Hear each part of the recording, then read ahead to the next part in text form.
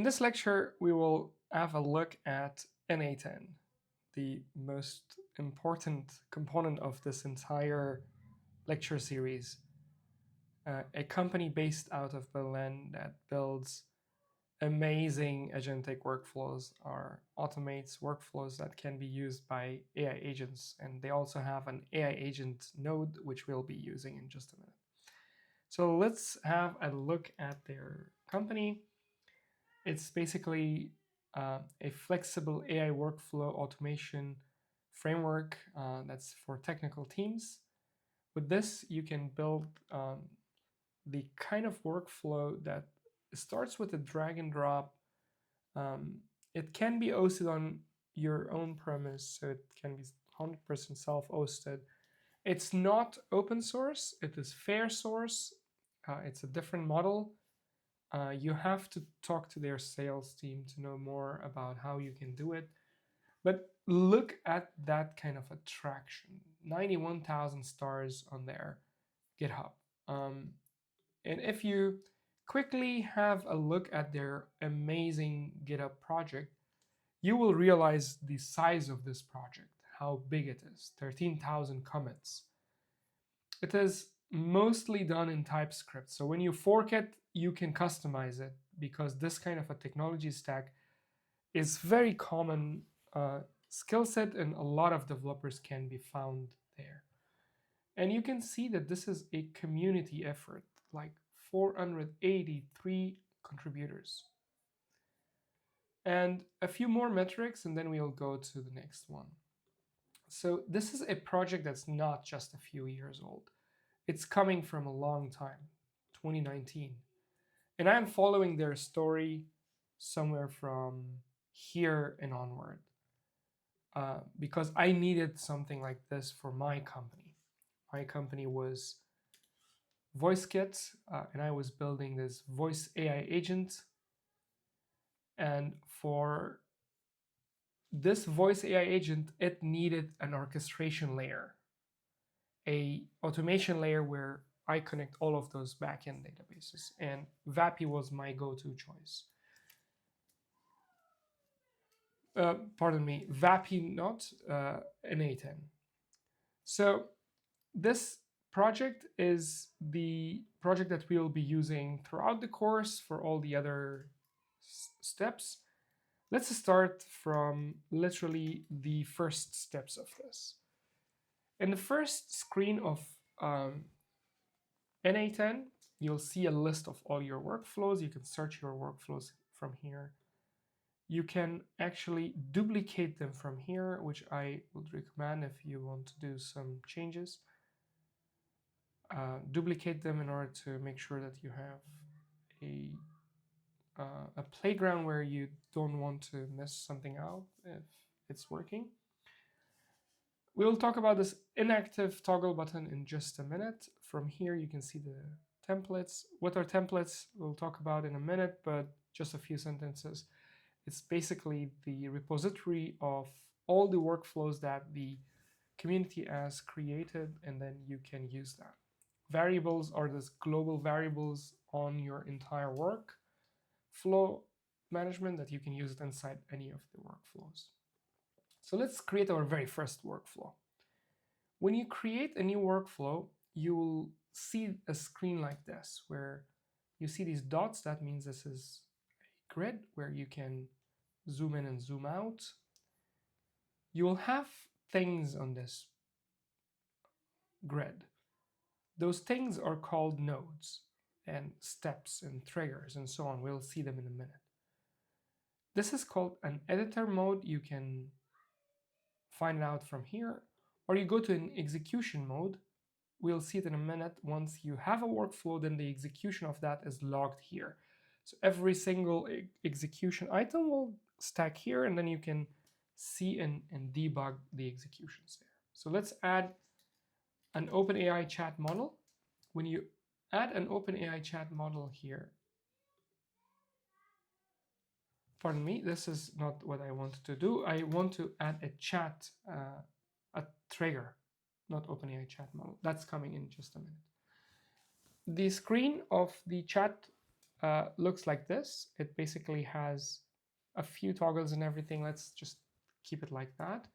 Go back and then come over here, and then in this space put a AI agent. And in this AI agent, you will need to add a few elements. Again, let's skip it, and then I will show you what to do next. Click on Chat Model, click on OpenAI Chat Model. This is the place where you need to put your API key, your ChatGPT API key. And I already have an account set up here. If I select it, I can go on, but I will try to create one from scratch so that you know how to create an API key on ChatGPT. So this is the place where you will be greeted in order to place your API key. Now go to playground.openai.com. And when you go to the playground.openai.com, you should see a list of projects. Select the project that you want to create the API key in, and then click on Settings, and then click on API Keys. And then from here, you can click on Create New Secret. Give it a name. I will delete this later so I can remember.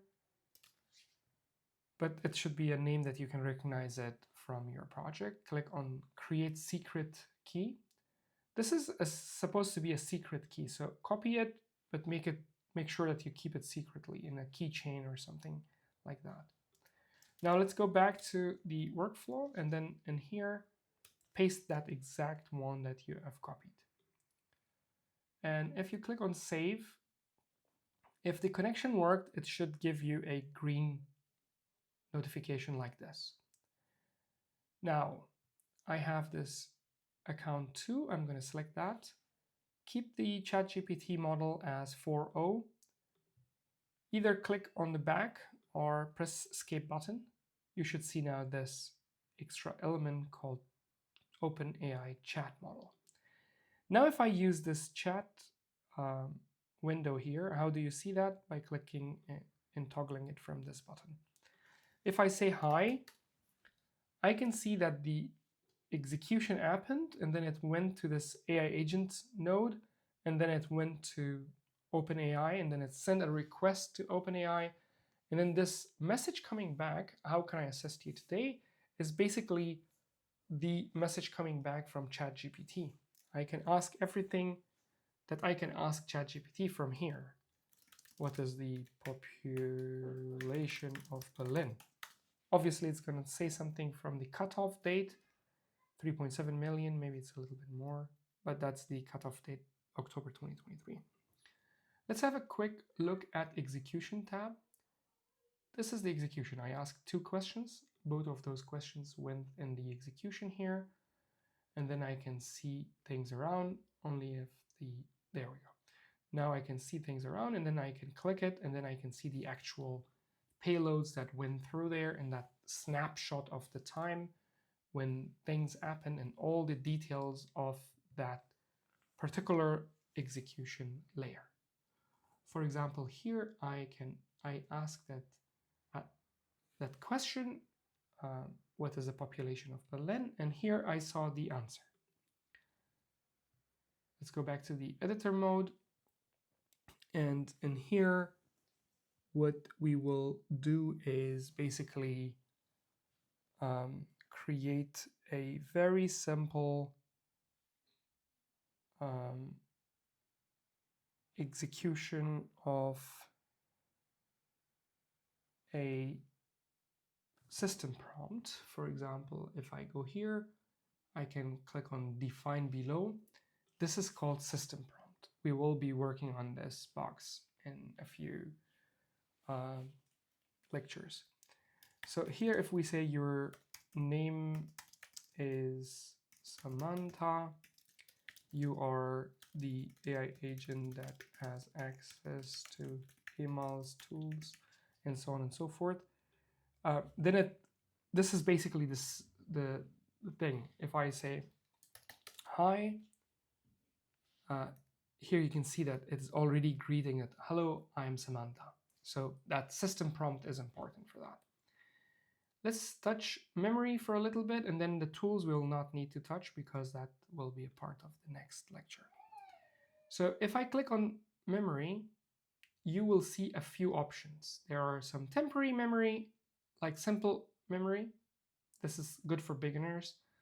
And then for long-term memory, you can have an actual database, a vector database. Now, why do we need memory is a very good question. Let's quickly prove that. If I say my name is John, and then I ask it, what is my name?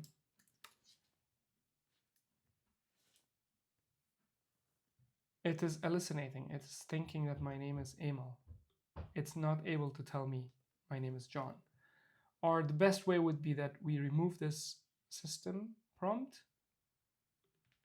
so that it goes back to that old way, and then we clear the entire chat history. And then here I say, hi, my name is John. Since it's a so-called stateless architecture, it does not remember my name anymore. When I say, what is my name? It will execute that, but then it will say, I don't have access to personal data, users unless it has been shared. So it doesn't have any memory. Now, if I click on this memory and then add simple memory, and just press escape, that's it. It is installed. Now, if I do the same thing, it remembers my name. Hi, my name is John. And then when I say, what is my name? Your name is John. You can see that it remembers things. So literally with a few clicks, what we have done here is the amount of work that usually a developer would build something like that in 2 weeks, let's say. And we build it just in a few minutes. This was a quick introduction to the n8n power, and we will discover more of this in the upcoming lectures. See you in the next lecture.